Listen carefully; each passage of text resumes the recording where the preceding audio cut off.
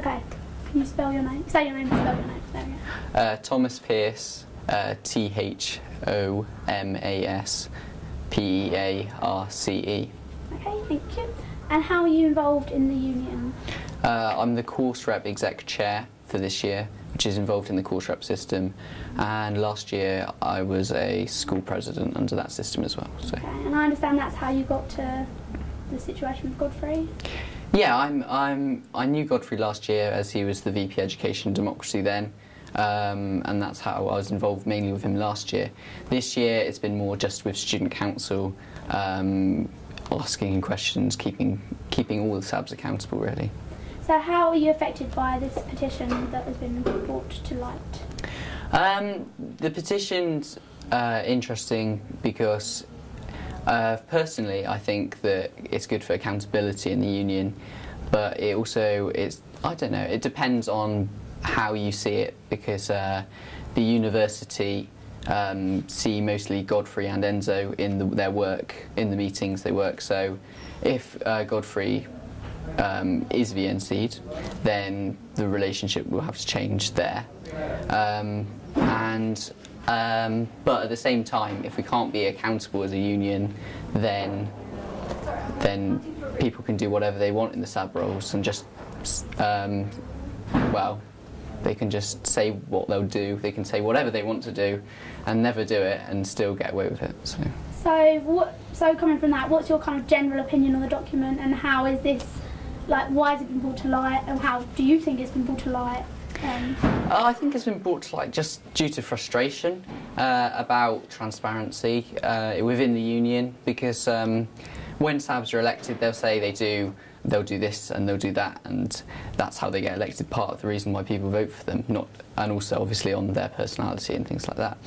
But it's been brought to light because transparency in Student Council, and some of the officers are not happy with how the president's been going about his job, at least from what I can tell. Mm-hmm.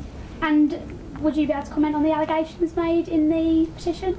Well, I can only really comment on the Student Council ones, because the course rep system only kind of interacts with the president on that level. But there's been I certainly agree with the audio clip that's been sent out where allegations have been made either side, and I think there's definitely a lack of transparency there, and the questioning at Student Council hasn't really been, the answers haven't been very clear, and I think there's definite need to make sure that not just Godfrey but every other SAB is accountable for what they do. Mm-hmm. Okay, so could anything else have been done to prevent these kind of, I would say, extreme measures? Well, I think there could have been.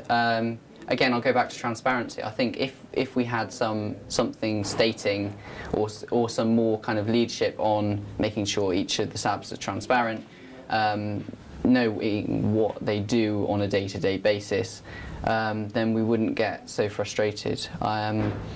I think the main thing is that, because certain issues such as, for example, in the last Student Council, the Vice-Chancellor selection panel, if people had known that they had just been chosen by the President, I don't think that would have been such a big issue as finding out afterwards.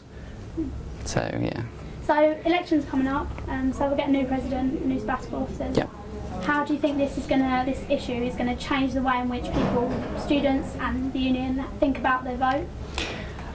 Well, I think students should look at the manifestos of the new sabbatical officers with more caution with regards to, do you think that they're actually capable of achieving what they state they're going to? And if you don't think they're achievable, then they probably aren't going to be. I also think that students shouldn't just base it on what students say they're going to do, but what they've also done. I mean, if somebody's done a good job thus far in a role in the union or in a role in their workplace, then that's a good judge of what they're going to do. in the future. Okay then, thank you, Thomas. Thanks.